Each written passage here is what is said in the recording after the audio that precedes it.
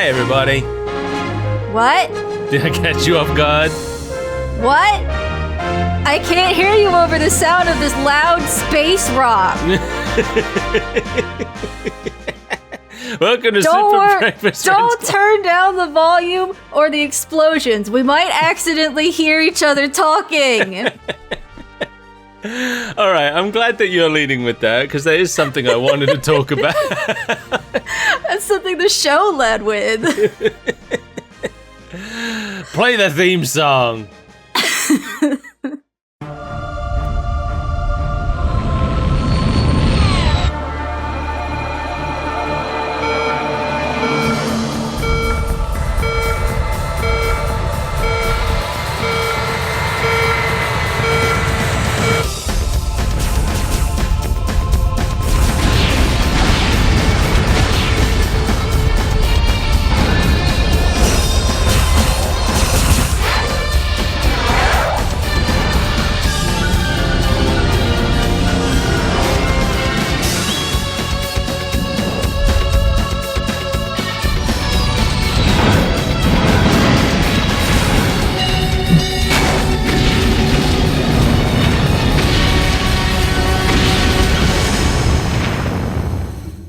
We watched Wing Commander Academy this week. What is that? You've never heard of Wing Commander? I think I have. I hadn't. It's not something. I didn't know jack shit about Wing Commander. I didn't know Thing 1. Oh no, I'm thinking of something different. I have no idea what this is. Oh, you're thinking of Star Fox. Yeah, that's the one. This is a lot like Star Fox, and I have come to the conclusion now that Star Fox was heavily influenced by this, having looked into the game a lot. Star Fox, if Star Fox was bad? Hey, actually, I might have turned into a fan of Wing Commander, though it's mostly because of watching the game. That's true. I didn't... I don't know. I don't know how I felt about this. We'll get into it. Yeah, we'll get into it. First, let's talk about the game a little bit. I had no experience with this, and I'm assuming you didn't either. No. Wing Commander was released in 1990 for PC, and it was made by Origin Systems, who are also known for the Ultima series, which I've also never played any of. It's created by Chris Roberts, who also created Freelancer, which I have played and which I really liked. And he most recently created Star Citizen, which is a spiritual successor to both this series and Freelancer. Wow. And he also directed the 1999 Wing Commander movie, which I didn't know existed. With Mark Hamill? I don't think Mark Hamill was in the movie. Oh, okay. But he also directed the 2004 Punisher movie, which I've heard of but never seen. So anyway, Wing Commander is a space dogfight simulator, and that already is like, okay, it's kind of what Star Fox is. But what really convinced me that Star Fox was inspired in part by this is that it had a branching storyline depending on your performance in missions. So like, if you did well, you would be sent to like bigger priority missions with higher performance ships. But if you did badly, you'd get demoted and you'd go do lower level work and you'd be piloting lemons around. If you do badly, you have to go save Slippy from Titania. Exactly, yeah. It's very, like, the more I read into what Wing Commander was about, the more I was like, sounds a lot like Star Fox. And I fucking love Star Fox, so I think I'd probably like Wing Commander as well. You've got various AI-controlled wingmen that you can assign tasks to during missions. They're a bit more hands-on than the wingmen in Star Fox. Because, in Star Fox, they're just scripted to do certain things at certain times. Yeah. But in Wing Commander, you actually tell them what to do. Oh. So you actually, like, you use the numpad to send messages as you're flying around. Which I think is interesting. You don't just hope and pray that Falco is alive to take you through the loops. Yeah, exactly. The game was apparently about 5 times more expensive to make than its contemporaries at the time, but that paid off because the game stood out among all the competition. And apparently it had the effect of raising the bar forcing other companies to put more money into their projects to match the production value of this one. But that consequentially made companies more conservative in what projects they would greenlight, because if you're spending a lot of money on a project, it's a bigger problem if it flops. Right. So yeah, I didn't realize it was so influential. I didn't realize it was such a big deal. No, who even talks about Wing Commander? Yeah, I mean, I guess 1990, it was a little before my time. I didn't even have a Mega Drive yet in 1990, and that was my gateway into video games. So I might not have been alive. no, yeah, I was just thinking that. The original game got 2 expansions, adding more missions to it, and a whole bunch of ports and remakes, and 4 direct sequels. Oh. There are 5 games in the main Wing Commander series. There's also a bunch of spin-offs. I think the first spin-off was called Wing Commander Academy, and it was basically like create your own missions game. So I don't think it had its own story. It was just like design missions. It was basically like a level editor, I guess.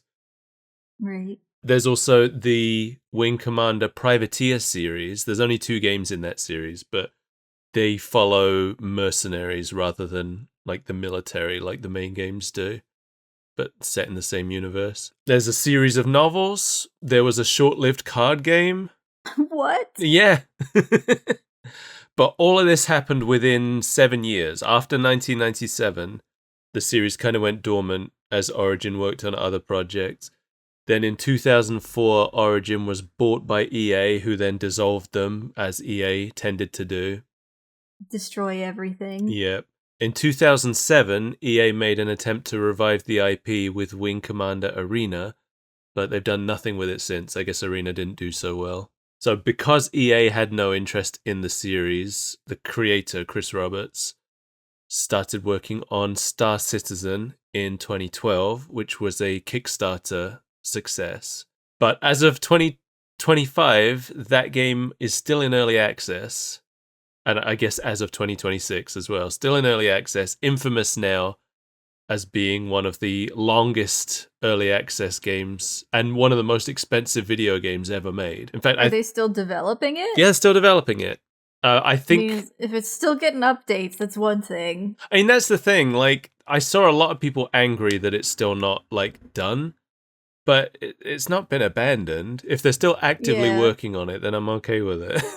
Yeah. You just have to be I've seen patient. plenty where, they just completely forget about it. Yeah. No, I think I read that they're currently aiming for a 2027 release.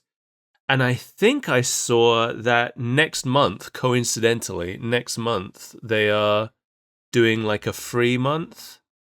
Because right now you have to like pay to get into the early access. But I think I read that they're doing a free month next month. So I might give it a shot, if I remember. Okay.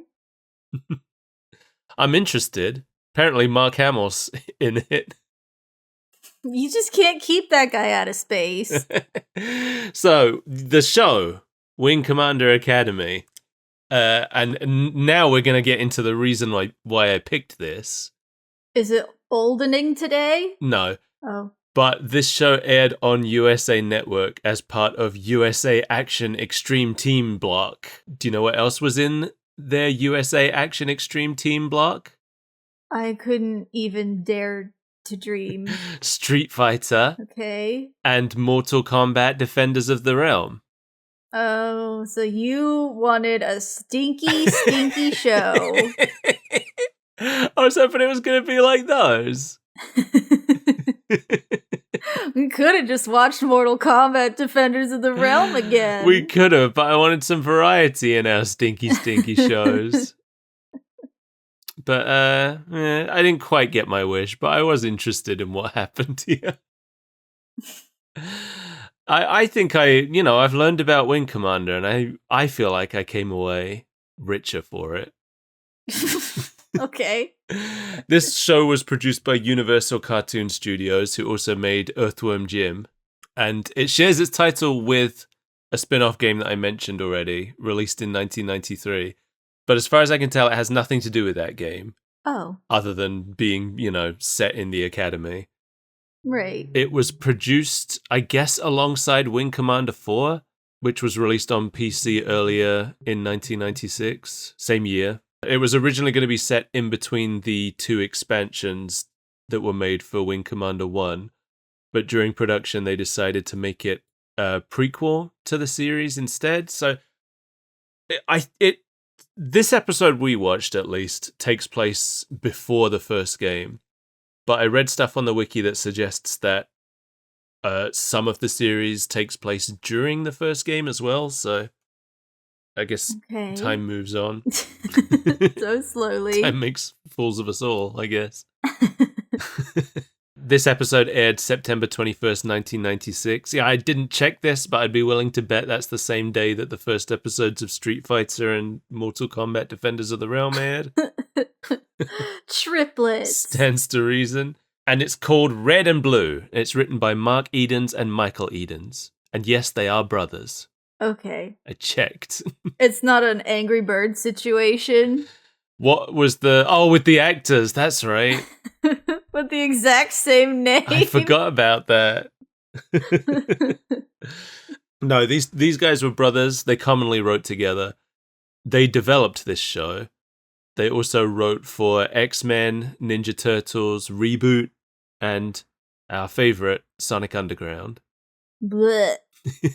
You love Sonic Underground. It's pretty good in its badness. So we open with a dogfight in space, and the first thing I've written is that the sound mix is so bad you can't hear the characters over the sound effects and music. Hey, these guys are good. I couldn't hear probably 70% of this entire episode. Anytime they were in a ship, you just sort of almost get the gist of whatever they're saying. But sometimes that made it funny.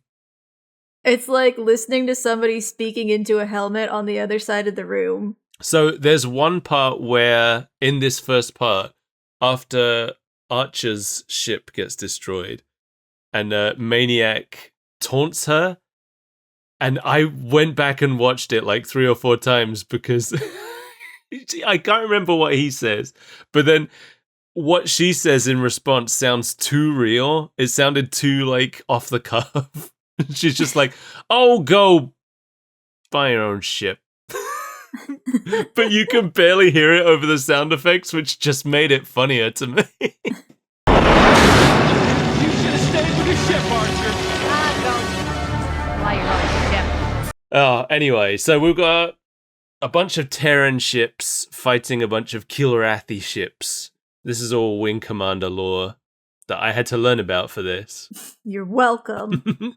These Terran ships are Hellcats, and they come from Wing Commander 3. The enemy ships are Dralthi, and they were featured on the cover of the first game, so you know they're legit. Oh. And 3 of our main characters are here in this dogfight. First, we have Christopher Maverick Blair, played by Mark Hamill. Oh, Mark. Did you know it was him? Could you tell? No. Yeah, Luke Skywalker himself is here. Although I know him better as the Joker from Batman. You mean the Jokler? No, he's not. He's the actual Joker. No, his name is Jokler. I feel like a different actor would be the Joker. You mean what's his nuts? Jared Leto? Yeah, that's the Joker. There we go. Okay, I'll give you that. That can be the Jokler. Mark Hamill played Maverick in the games, starting from Wing Commander 3. So this is his... I told you can't keep that guy out of space. Yeah, this is his 3rd time playing Maverick. When the series started, because from Wing Commander 3 onwards, they started using FMV cutscenes in the games. And that's when Mark Hamill showed up as the main character. In fact, most of the main cast of this show are reprising their roles from the games, which is good. I think that's cool. That is good. That's not something that we usually see in old American animation. It's not. Or current American animation. I know. Yeah, even Sonic Prime didn't use the Sonic game actors, did it? It had its own new cast. I saw a box set of that on sale today. I didn't even dare. I didn't even know Netflix were doing box sets. Oh, what was I going to say? I was going to say something about Mark Hamill, and I lost it. About how you find him dreamy and you get lost in his eyes. Oh, no, that's what I was going to say. Knew it. Of all the characters in this episode, all the characters who are from the games, only one of them doesn't have their original game actor, which I think is neat. Are you going to keep us in suspense? Yeah, we'll get to it. Not going to spoil it. So Maverick wasn't named in the original game, apparently. He wasn't given the call sign Maverick until Super Wing Commander, which I think was in 1994. And he didn't get the full name Christopher Blair until Wing Commander 3. Christopher Blair is the name of a fancy rich boy that doesn't need to be in space. There's a story behind that name. Okay. Apparently, Christopher is a reference to series creator Chris Roberts. And Blair is a contraction of blue hair, a nickname that staff used for him in the first game because his sprite had black hair that had like blue highlights in it. Yeah. So they always just called him Blue Hair, and then when they needed to give him an actual name, they made it Blair. Dumb. It's pretty funny. I'm assuming he's just called Maverick as a Top Gun reference. Probably. There's some clear, like, Top Gun influence in this. Now we've got our second main character, Todd Maniac Marshall. Todd Maniac Mansion. He's played by Tom Wilson. You know who Tom Wilson is? You know I don't. Tom Wilson played a character in my favorite movie of all time. Space Jam. Space Jam isn't my favorite movie of all time. Well, then that's where you've gone horribly wrong, sir. No, he's Biff Tannen.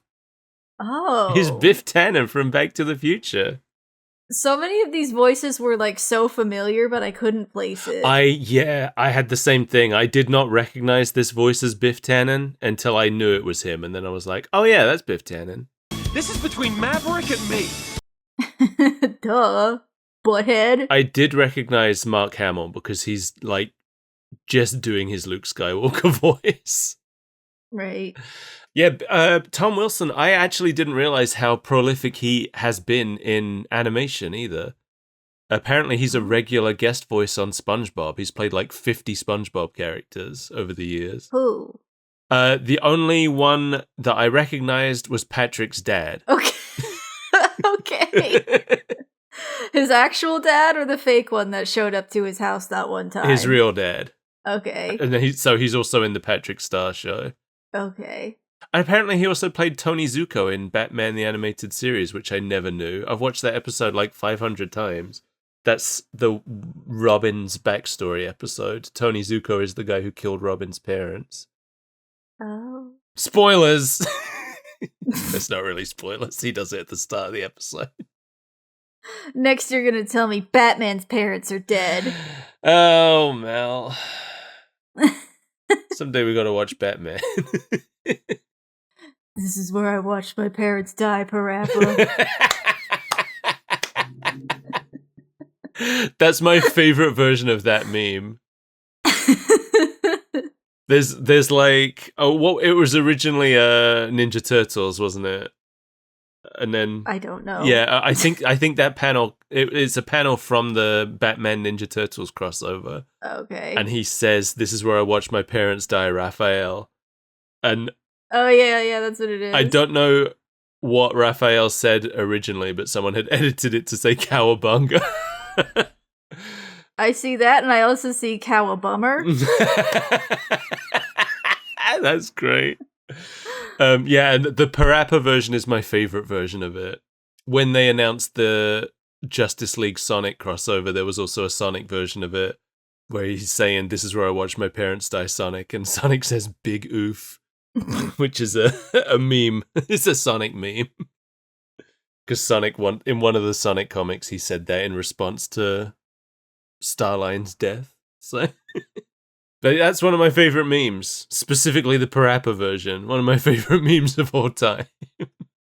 Anyway, Maniac is one of the possible wingmen in all of the games in the main Wing Commander series. I think he's in all 5 of them. So he's basically the second main character of the series. Apparently, Mark Hamill originally auditioned for the role of Maniac and was sad that he didn't get it because he thought it would have been more fun.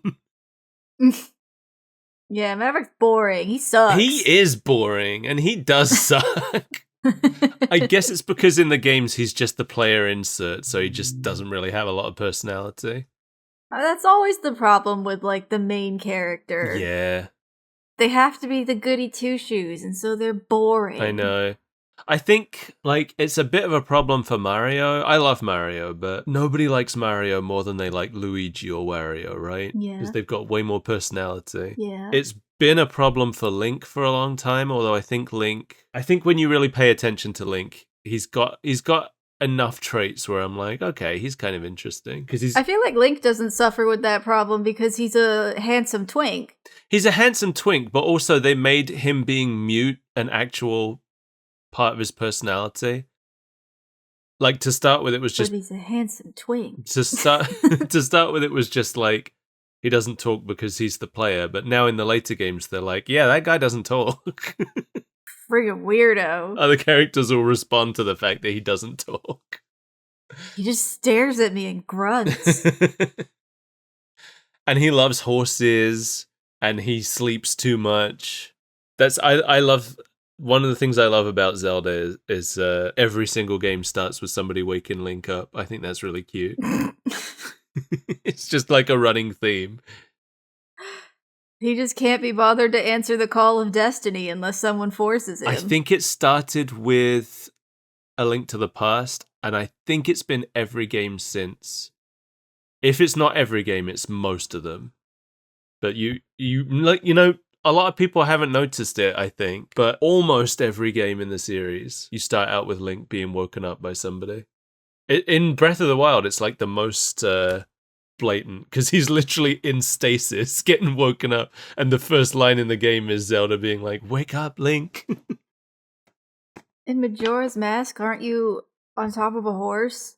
That's true. Yeah, Majora's Mask doesn't start with you getting woken up. And I think that's why it's the best Zelda. I think Tears of the Kingdom doesn't start with you getting woken up either. But I think those are the only two. I'm pretty sure. I mean, I know Link's Awakening starts with you waking up and ends with you waking up. It would be way funnier if it didn't, though.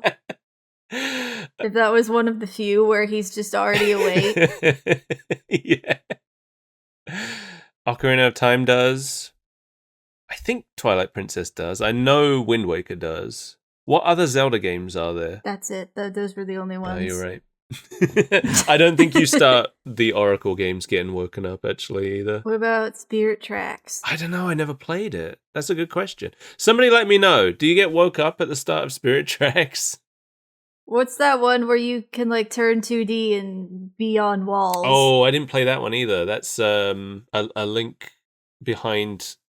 Between Worlds? Cracks. Yeah, Between is the one. What did I say? I remembered it in the process of you being stupid. Anyway, we got Gwen Archer Bowman here. Archer Bowman? Well, her nickname is Archer and her surname is so she's called Gwen Bowman and her nickname is Archer. Her call sign. Okay, I'm assuming the call sign came from Bowman. Yeah, I would assume so. And it's not just stupid and redundant. Yeah, she's played by Dana Delaney, which is a name I recognized, so I had to go searching to figure out why I recognized the name. And it's because she played Lois Lane in the Superman animated series. Oh. She also played Andrea Beaumont in Batman Mask of the Phantasm, which was very good.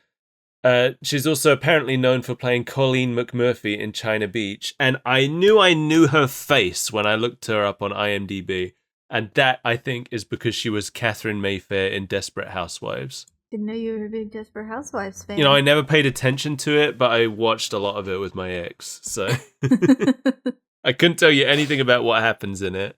I didn't think any of the housewives were all that desperate, to be honest. I was literally just about to ask. I knew you were, that's why I said. They seemed alright to me. Alright. So, Gwen, or Archer. Archer is an original character for the show. She is not from the games. Apparently this was going to be a character from Wing Commander 3 named Flint, but when they decided to make this show a prequel, Flint was switched out for Archer. I guess it wouldn't have made sense for Flint to be there this early in the timeline. Yeah. So Archer's ship explodes. She's just sort of floating there in a little escape pod. Good for her.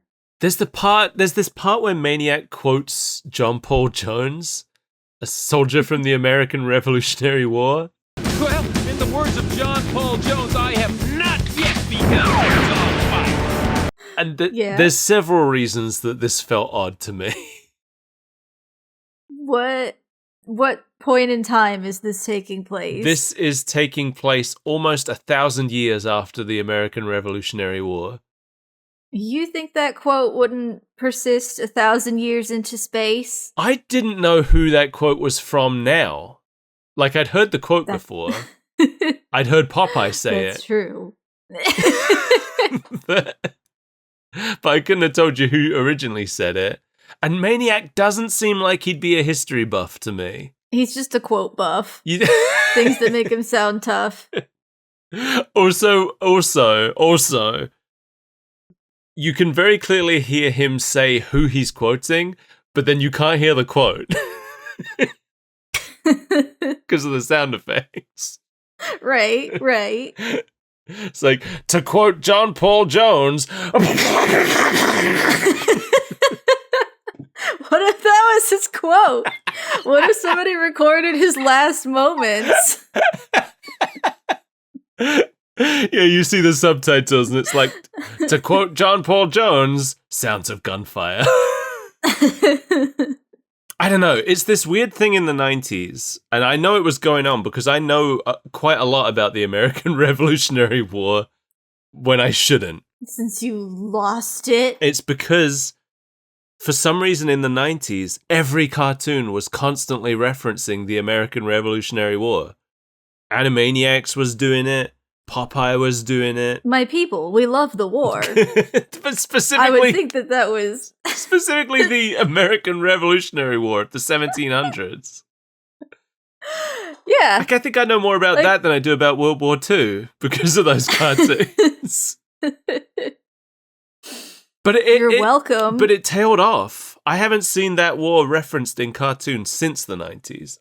Granted, I don't... Yeah, because it was 1,000,000 years ago. It was already 1,000,000 years ago in the 90s. No, don't be silly. It was like a year before. Something about that generation of cartoon makers. For some reason, they were just obsessed with the American Revolutionary War. So, generations have their favorite wars. Boomers, they still fucking love Vietnam so much. They love Vietnam. Maybe 90s animators just really love the Revolutionary War. Maybe. I know, I had a whole Popeye video about Paul Revere. It's like, who the hell? I don't know who Paul Revere is. He's a Popeye character in my head.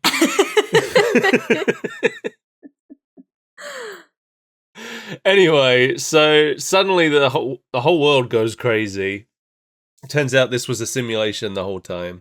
Do you guys just never talk about the war because you lost? I don't want to talk about this. I want to talk about Maverick and Maniac arguing about Maniac's loose cannon methods. I don't agree with either of these characters. No. Maniac's too loose cannon and Maverick's not loose cannon enough, in my opinion. This is a wacky detective agency in the making, not gunfight boys. Maybe that's where the show's gonna go. Maybe they're gonna meet in the middle. And then they go solve crimes with Ken and Ryu. Ken and Ryu don't solve crimes. They hide from ghosts and eat big sandwiches. That's what I mean. They're going to form a Scooby gang. Ken and Ryu are the Shaggy and Scooby. Who's the Velma? We're going to need to get... Probably Kitana. Okay. Get her over from Defenders of the Realm. Yeah, that checks out. There is a crossover, apparently, between the three shows. Oh, no. If they're not solving mysteries, I'm unsubscribing. So the simulation's gone down because of some kind of computer glitch. Even in the future, nothing works. Yeah. Some guy named Burroughs is sent to fix it. I couldn't find out who played Burroughs. I suspect since he's not credited, he's probably just one of the actors who's already playing one of the main characters. Maybe it's Mark Hamill or something. Maybe. So we're out in the academy, and Maverick is chatting up a hot lady pilot while he's ordering a soda. This soda factors into the scene so often. I know. So this lady's name is Victoria. Her call sign is Viking. She's played by Laurie Hendler, who is known for playing Jane Valderrama in the Saints Row series, and Julie Keniski in Gimme a Break. I don't know what that is. No. And she played a ton of characters in Skyrim. I didn't recognize any of the names. One of them's a vampire lady. That's not helpful. I don't remember. I played through all of Skyrim. I beat Skyrim, which I think is more than you've done, right? Listen, my game bugged out when I went to go complete the main quest after doing literally every side quest in the game. Okay. I didn't mean to denigrate you, because I do think you've seen more of Skyrim than me overall. But I'm just saying, I have beaten Skyrim, and the only name I've retained is Parthenax. The dragon? You give me any other name from Skyrim, I have no idea who you're talking about. You don't even remember Lydia, Oh. who's sworn to carry your burdens? I do remember Lydia, but only because I kept shooting her by accident. Because every time I missed someone, she was, for some reason, behind them. What about Sheogorath, the god of madness? Nope, no idea. That's about where my memory dies off too. Jarl Bolgruf? I'm sorry, were those words, or are you growling at me? Yes, I am growling at you. You caught me off guard there. I had to process what you said. Anyway, Viking was apparently also created for this show. So what you're telling me is there's no ladies in Space Future. No, there's loads. There's plenty. The first wingman you have in the first game is a woman. And I feel like they could have used her in this. I forgot her name already, but she's a Japanese woman. She's your the first person you command in the first Wing Commander. But I don't want to talk about Viking, even though, she's absolutely my type. Uninterested. I want to talk about this futuristic soda machine. Okay. Look at this thing. Yeah, what about it? They didn't predict contactless card payments. He has to swipe his card through the machine. But they did. But they do teleport the soda. They teleported the soda into the slot. But that begs so many questions to me. Like? Did the machine need to be this big if they were teleporting the sodas in? Well, what if they're teleporting the sodas from within the machine? And that's not another from question I a had. Space Are they station? teleporting the sodas 3 inches forwards? Instead of just dropping it down. And if that's the case, is this really the best use of teleportation technology? If you could make a teleporter cheap enough that it was mass produced, wouldn't you be teleporting everything? I would. But also, I wouldn't open my bedroom door. I would teleport outside of it. So the soda slot that he has to reach into to get his soda is still, pretty far down. Mm-hmm. And in an actual vending machine, that makes sense because it has to tumble down. But if it's being teleported, couldn't they just, move the slot up so you could just grab it at a comfortable... That's too advanced. That's way too advanced. They didn't come out with that technology until, 2015. Do you think they just converted an old soda machine? Just put a teleporter in it. That's why it's got a card swiper instead of a contactless thing. They upgraded the teleport thing, but they didn't upgrade the payment method. Do you think they have hot corn soup in there? If they don't, is it really a future we want to live in? No, definitely So not. we were watching, for context, everybody, we were watching Dancing Bacons on YouTube, and they kept getting hot corn soup out of vending machines. He loves hot corn soup so much. There's like 5 or 6 different videos. I remember we were watching a whole bunch of vending machine videos, right? And every time we were like, is he going to get the hot corn soup? And every time he did. And he'd get it like multiple times in one video. Yeah. That or like the man clam is a juice. machine. Ugh, I'll take the crab juice. Maverick asks Viking out and she says yes. And after she leaves, Maniac arrives to pick a fight and just like slaps the soda right out of his hand. And it rolls really far. It rolls really far. Yeah, I was surprised by the color of it. I was expecting it to be a cola or something, but it's just white. Yeah, it's just kind of seltzer water. Yeah. And Archer shows up and stops the fight by throwing Maniac clear across the room. She's pretty strong for a young woman. Yeah, she's a space marine. Like- What are they? I don't remember. Cadets. I guess that's the only word I can think of.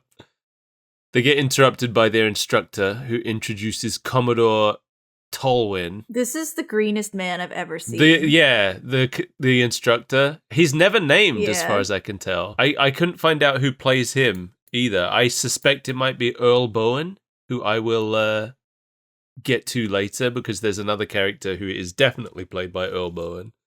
Yeah, I don't know why he has green skin. I assume he's an alien of some kind. I guess just the gently green people. Yeah, but I went through a list of all the like known alien species from Wing Commander, and I couldn't find any that was described as human but green. Most of them were like bird people or insect people. So Remember when you tried to play Dwarf Fortress and you were like a bird of paradise person or something? I don't remember that. All I remember is that I wandered into the snow for about 15 minutes and died. And that was my entire experience with Dwarf Fortress. And you couldn't figure out how to restart it, so that's just the life and legacy of Mike as a bird. Yeah, I just wandered into the snow. I couldn't find anything. It was just snow everywhere. It's like, maybe I'll walk you this shouldn't way. have wandered into the snow. Well, that's the only way I could see to go. Anyway, Commodore Jeffrey Tolwyn is played by Malcolm McDowell. I've heard that name before. Uh-huh. We know him from several things already. He first rose to prominence playing Alex in Clockwork Orange, the main character. Oh yeah. Yeah. I Freak. I also know him as Metallo in the Superman animated series, which I know we've watched together. We've watched the Metallo episode. It vaguely rings a bell. Yeah, I think it's like the only episode that you've seen. But you probably know him better as the voice of President John Henry Eden in Fallout 3. Okay. Yeah. Yeah. I also know him as, I think his name was Lindemann in Heroes, and he was Dr. Calico in Disney's Bolt. I really like Malcolm McDowell. I always have, because he's a serious, good actor, but it seems like he loves to do like anything. Some real garbage stinkers I'm looking at here. Yeah, I love that about him. Like, I know he's done some, I know what else you know him from. There's that Brutal Moose video about, Yes. yeah, the commercial for the, Lunchables. He's in a Lunchables commercial. Right. Yeah. Was he also the one that was in that weird fairy movie? Yes. Yeah. Oh, that's what I thought you were gonna say. No, yes. He's the like groundskeeper in that. Yeah. What's that movie called? Uh, He's the one who's like, I'm doing my job when he's scaring the children or something. let me see. Brutal Moose fairy movie. The Fairy King of R. That's the one. Yeah. He's the angry groundskeeper in that. He's a really good actor, and he just does whatever, and I love that. I love that about him. Yeah. He's introduced here as the captain of the Tiger's Claw, which is the carrier ship that you launch from in the first Wing Commander game. But apparently, that's wrong. He in the game, he is not the captain of the Tiger's Claw. In fact, he isn't introduced until Wing Commander 2, where he's the admiral in charge of a ship called the Concordia. At the very beginning of Wing Commander 2, the Tiger's Claw is destroyed while you're off of it. And then you get in some kind of trouble because they think that you were a deserter or something. I can't remember. And Tolwyn is like the guy who punishes you. Mm-hmm. He's kind of an antagonistic figure for you, like within the military. You kind of have a like begrudging respect for each other, from what I could tell. Yeah. Tolwyn wants to see the cadets in action, not in a simulator. So they get divided into two teams, Red Wing and Blue Wing. And Tolwyn, I love this part. He's like, just met them. He's just met them. And he's like, I'd like to choose the commanders of the two teams. And then he just goes, you're the red team, you're the blue team, without even asking their names. It's because he had red hair, and the other guy, he could sense his blue hair. That's exactly what I've written here. Yeah, you have red hair, so you'll lead the red team. Obviously, it just makes sense. And your name's Blair, so you'll lead the blue team.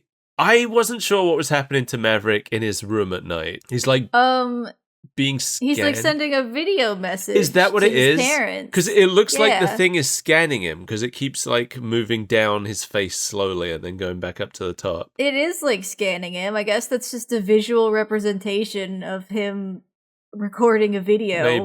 Maybe it's like a hologram he's recording or something. Maybe. But this like message that he's sending to his dad was so stupid. Dad, you told me there's no glory in war, and I'm not saying you were wrong, but to willingly take on a hard and dangerous job, to give your best in the company of the best, surely there's some glory in that. It's just there for exposition. I know, I just love how it's like, Dad, I know you hate war, and you always said that nothing good comes of war, and war is terrible and bad and awful, but I just can't help thinking, what if not that? Like, that's basically... But I just couldn't stop myself from going to war since you talked about it so much. I know you're disappointed in me, but what if you weren't? You ever thought about that? We see Burroughs sneaking into the academy at night, and he starts a video call with a commander of... With Brack! The Kilrathi. It does kind of look like Brack.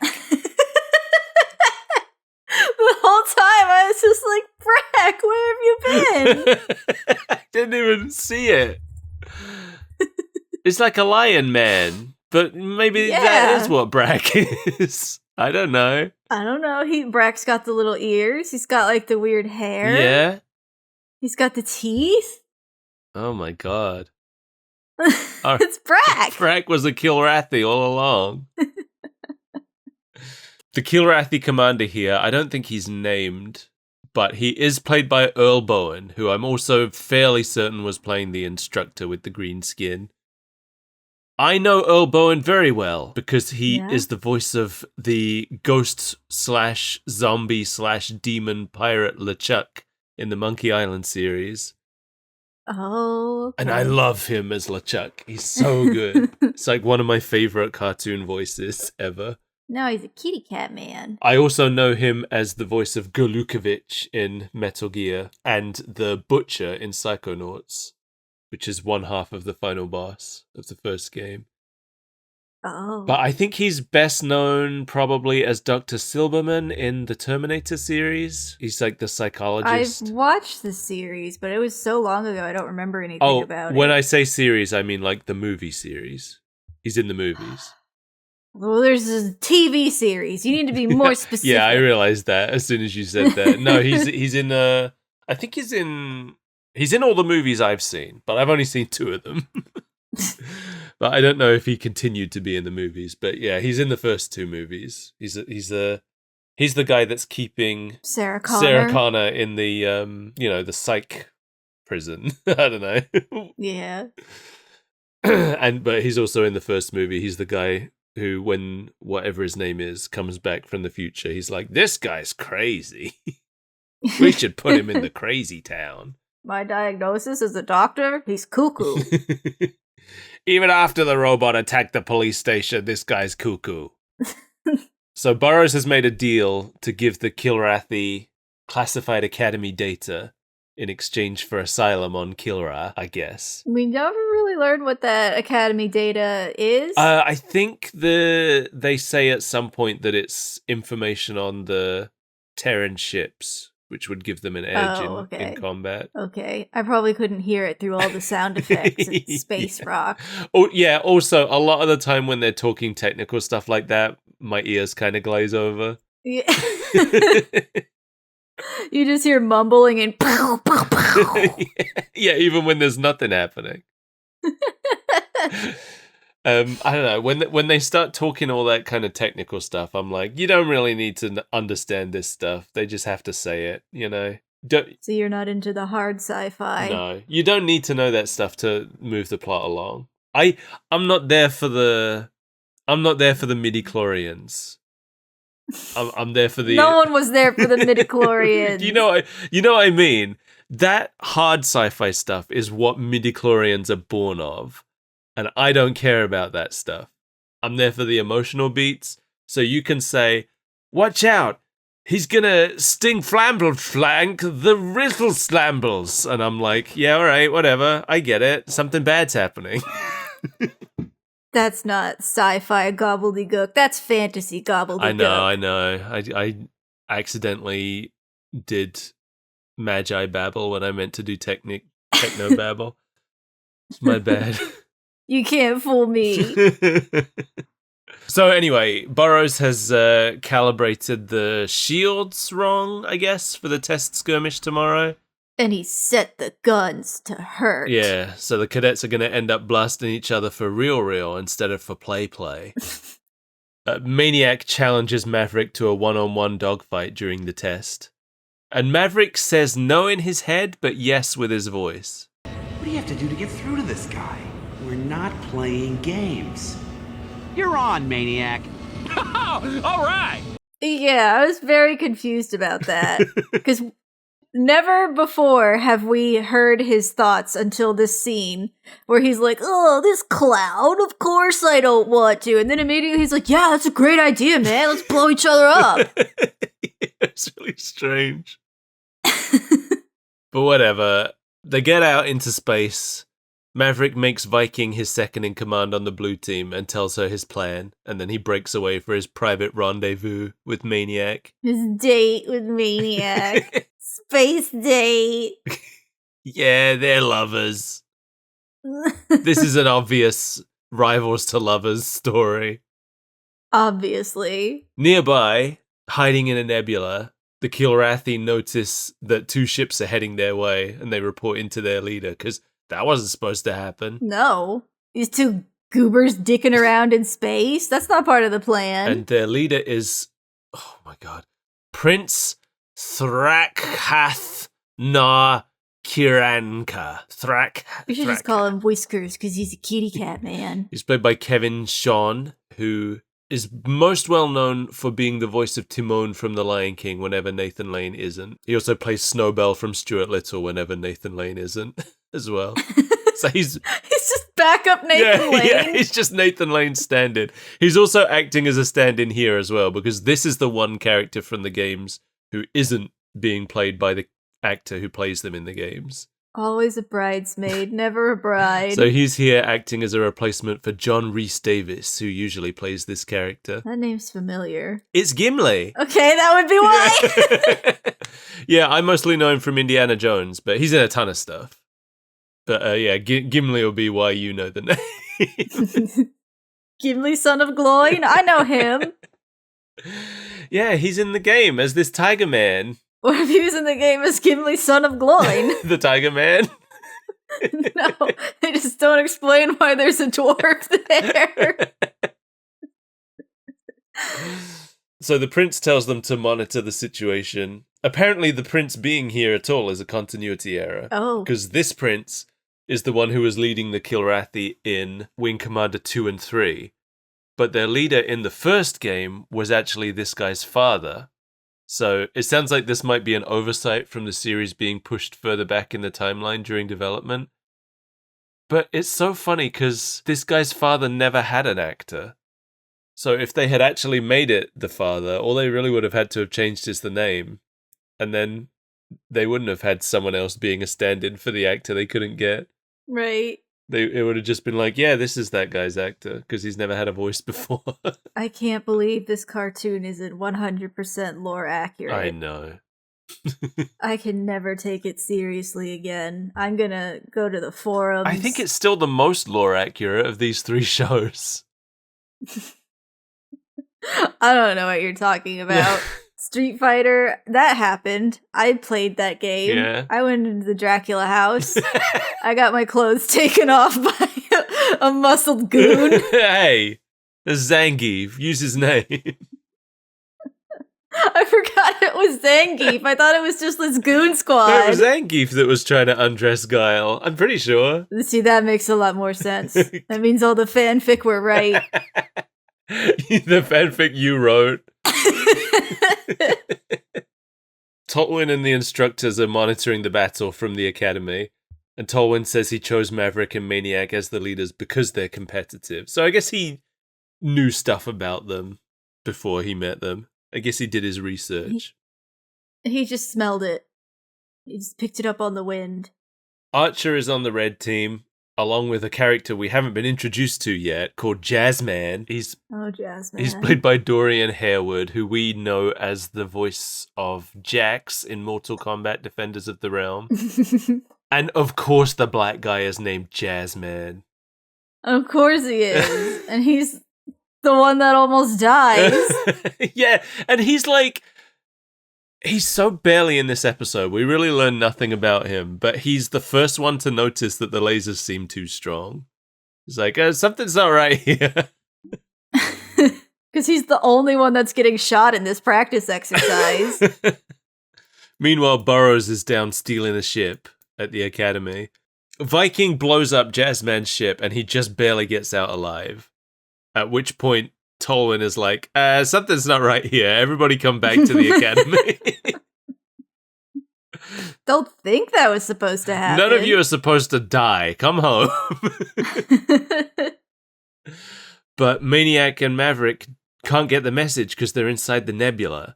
So Archer goes in to get them. Because, yeah, the reason, I didn't mention this, but the reason they're having their private one-on-one dogfight inside the nebula is because scans can't penetrate it.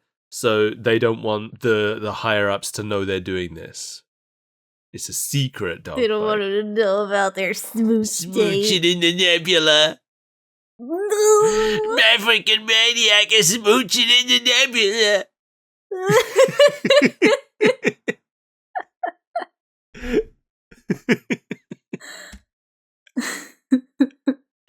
So anyway, Archer goes in to get them, to tell them that they have to go back. We watch them fight for a bit. Burroughs docks with the Kilrathi ship and hands over the data in the airlock. And this was my favorite scene in the episode. Yeah. I thought this was cool. We get some backstory on Burroughs, because the Kilrathi guy asks him some questions about why he's doing this after he hands the data over. And we find out that Burroughs used to be a cadet at the academy, but he was washed out after a psych evaluation found him to be unstable.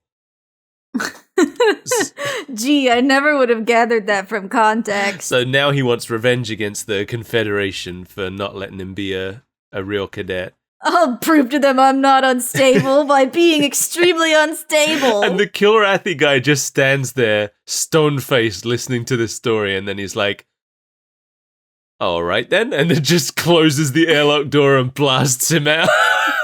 He's like, yeah, no, you're crazy. I don't want to be involved with you. One bad psych evaluation and it's all for nothing. Unstable. Ha! What a laugh. Yes, I see. It's because he has no honor. He has no honor. They're very honorable people. Yeah, so these are just like Klingons. These are Wing Commander's Klingons, I guess. Wing-ons? Yeah. Have you watched any Star Trek? No. I like Star Trek. I don't like Star Wars very much, but I like Star Trek. But I'm also sometimes I don't like Star Trek. It depends which Star Trek. So I think I like half the episodes of Next Generation, and I pretty much like all of Deep Space Nine, and that's it for me with Star Trek. But I like those ones. I just remembered, I actually did watch a significant amount of, what was it, like, Discovery? Oh, was that the one... Was the main character's name like Michael or something? It was a woman called Michael? Yeah. I watched some of that. I couldn't get into it. I kind of couldn't either. I was watching it with my roommate at the time. Right. And, like, it was just something that we were doing together. I didn't care one way or the other about it, really. We should watch Deep Space Nine together, you and me. That's the one I like. That's the funny one. That's the Okay. funny slice of life Star Trek. Burroughs is gone. He's dead. He's been blasted out an airlock for being too unstable. And this made me think the Kilrathi are cool villains. I liked this whole thing. I like this scene. Yeah. Archer happens across the Kilrathi ship while she's looking for Maverick and Maniac, and it just sort of like immediately blasts her out of the sky. And she's a little itty bitty ship against this big giant thing. Yeah. Maverick has noticed the shield problem, but Maniac won't listen. But luckily, Maniac picks up Archer's distress call and he breaks off from the fight. Because this is how we know Maniac isn't that bad, really. He's like, sure, he's a big bully, but when he gets a message that someone's in trouble, he's like, oh, gotta help the person in trouble first. I was very curious what direction they were going to take that in. Because I didn't really think that they were going to make him like the irredeemable bully. So that was a good scene too. Yeah, I liked it. I like Maniac as a character by the end of this episode. He's kind of like the way I felt, what was his name? Dex in that Mega Man show we watched? I was literally thinking the same thing, but I couldn't remember his name to say it. Yeah. It's that same type of character, right? Where he's like the kind of like brash bully type, but he's got a heart of gold, and you realize by the end that he's going to be a friend of the main character, not an antagonist. Right. So Archer explains the situation to them. And so now they know their shields have been sabotaged, but they decide to fight the Kilrathi ship anyway, with no shields. Oh, yeah, because they're just that good. They just gotta 'Cause they're not get hit. Spunky youths. Yeah. I played Bullet Hells. It can happen. You just gotta do a barrel roll. That's a different game. It's not really. That's the one with the animal people. Oh. There's animal people here too. It's the reverse. No. Wait. In Star Fox, the animals are the good guys and the monkeys are the villains. And in Is this just the reverse story and then Star Fox comes to tell the other side? Oh yeah, Star Fox is this war from the point of view of the Kilrathi people. This is how their history books tell it. Remember when Maniac turned into a giant brain? You think about it, like if it was just this story as passed down over generations, they would be just like, yeah, it was crazy monkeys. A bunch of crazy monkeys we were fighting.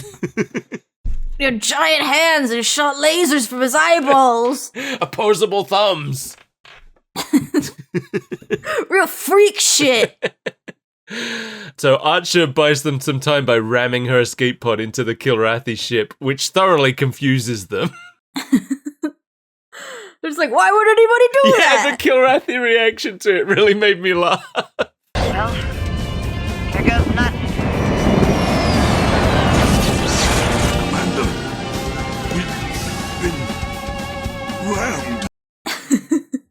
And then while they're confused about that, the prince calls and is like, Why has the Academy data not been transferred to me? Begin transmission. Not once! and that's a really good question that I feel like maybe the writers shouldn't have drawn attention to. Right, because then the ship immediately blows up. Yeah, like if they just hadn't drawn our attention to it, we would have just been like, yeah, they didn't get the data because it blew up with the ship. But then the prince comes on screen just to be like, we're in space, it's the future, you can Wi-Fi me that data anytime. Just put it in the vending machine and teleport it to me. I'm just thinking about the prince going to the vending machine. He's like, goddamn corn soup again! Another thing that really made me laugh, which I don't know if it was supposed to, but as they're talking, like before they go home, they're like, there's no way we'll get away with this now. And then it just cuts to the instructor going, you got away with it this time. There's no way we can keep the Academy brass from finding out about this now. You got away with it this time. You got away with it now, but next time... So they get chewed out by the instructor. Then Tolwyn tells him that he's taking them on board the Tiger's Claw for some hands-on training. And we hear the muffled sounds of them celebrating outside after they leave. You've got 1 hour to pack your gear and report to your fighters for transfer to the Tiger's Claw. Dismissed.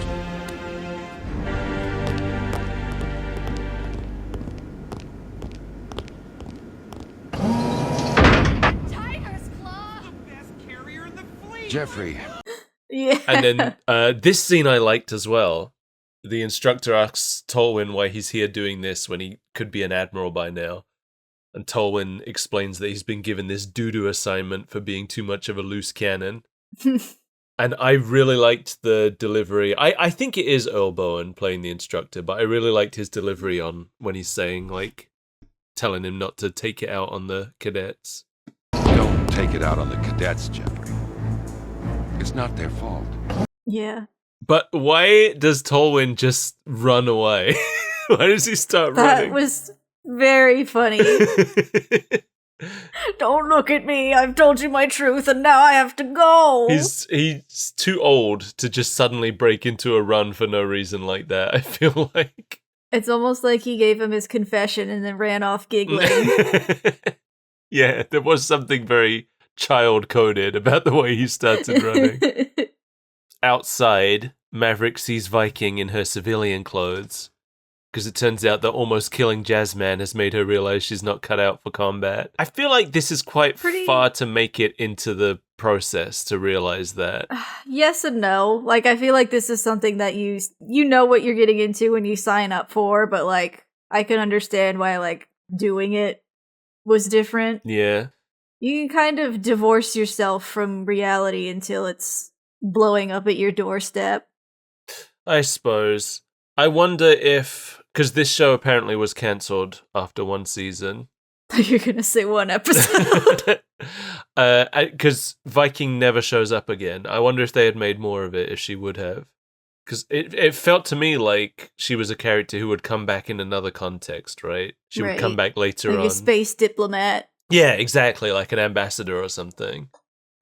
But as it is, she just vanishes, and that's the end for her. This is it. I guess she's just here to show that sometimes people don't make it. Yeah, and sometimes you don't get to go on that date. Yeah, they could have still gone on the date. No, because he's going to be off training, and she's going to be off not killing people. Oh yeah, okay. That's a good point that I didn't think of. When you're in the army, you can only date within the army. Basically. And it's not like they could visit each other easily, because teleporters are only for soda cans. We've developed teleportation technology, but it only works on soda cans. So if you want to teleport anything, you have to put it in a soda can. Maybe it's too dangerous to do it on a human body. Maybe. Because you'll get the flied. Oh, there's so many teleporter accident episodes in Star Trek. I'm not kidding. It's dangerous technology, and you just want to go teleporting around the universe? Well, if something horrible happened, I wouldn't know about it. Actually, yeah, I probably would. I heard the screams in Star Trek.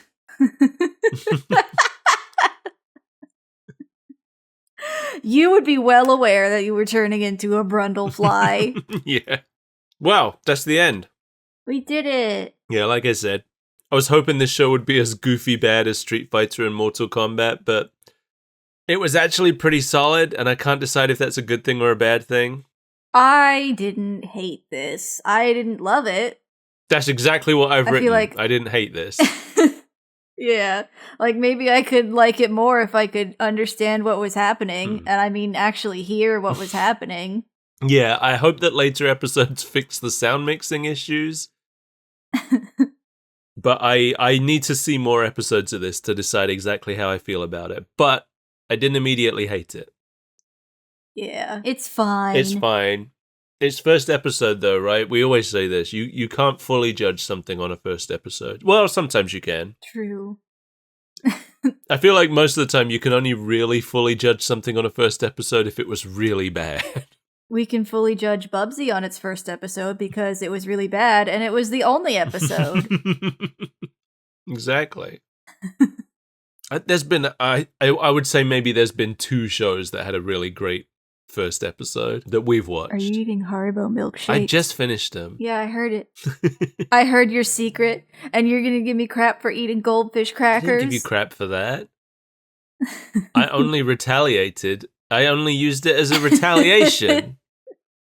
Because you were getting on my case for eating Haribo milkshakes. I wouldn't have... Yeah, because you're like, okay, let's start the recording. Hom nom nom. Yeah, now I'm eating them in the middle of the recording. This is the end of the recording. We're done. No, we're not quite done yet. I'm done. No, you gotta ask me a question. I don't want Don't to. make me cut it together out of old clips again. You can't do that twice in 2 weeks. Exactly. The joke will get old. Yeah. But I will if you make me. What did this show do?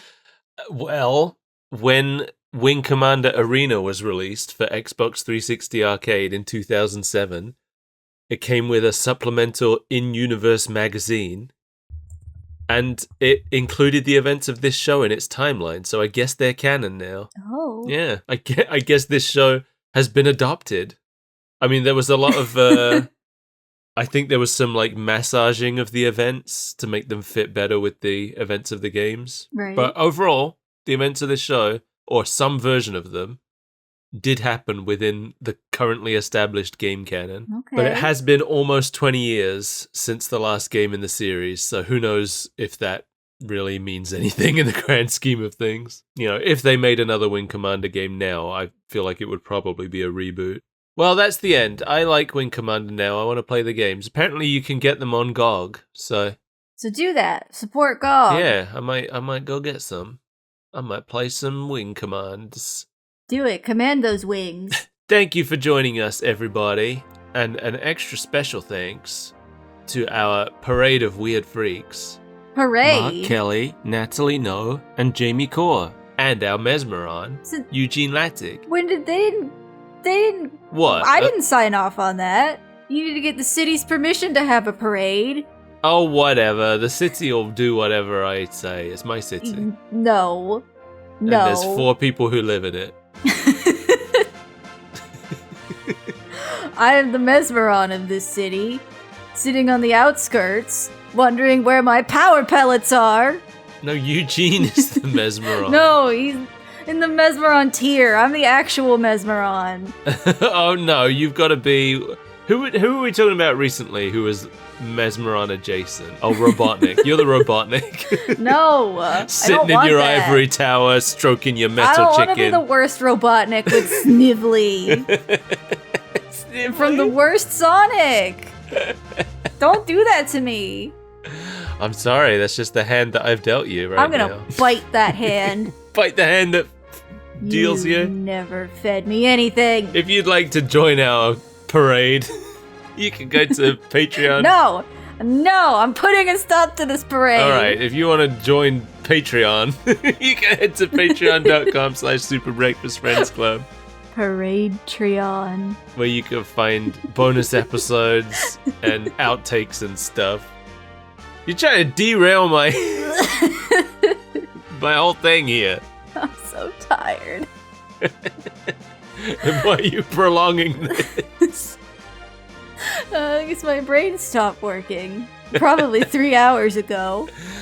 Okay, I'm Skull Pirate Mike. You can find me on twitch.tv/Skull Pirate Mike or Blue Sky at somewhere.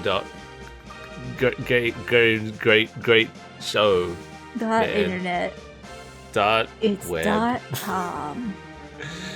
Ah, you've derailed me now. Good. Do I have anything to say? I don't know. Hey, if you join our Patreon at the Mesmeron tier, you could suggest episodes. I'm saying everything in the wrong order. That's okay. You can Be loose cannon. You can demand episodes if you're a Mesmeron. You can demand we cover the things that you want to see.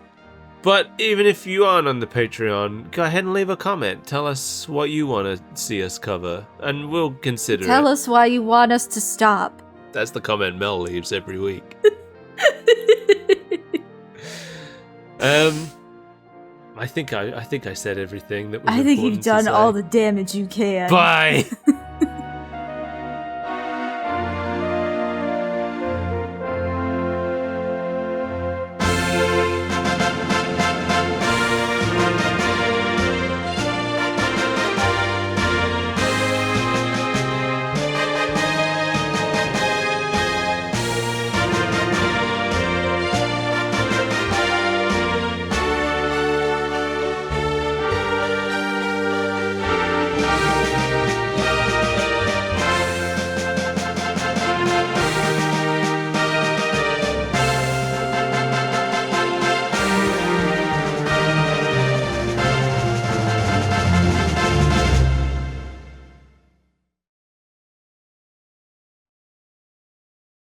That was one of the more derailed endings we've ever had. I just reached a point where I was tired of thinking about Wing Commander.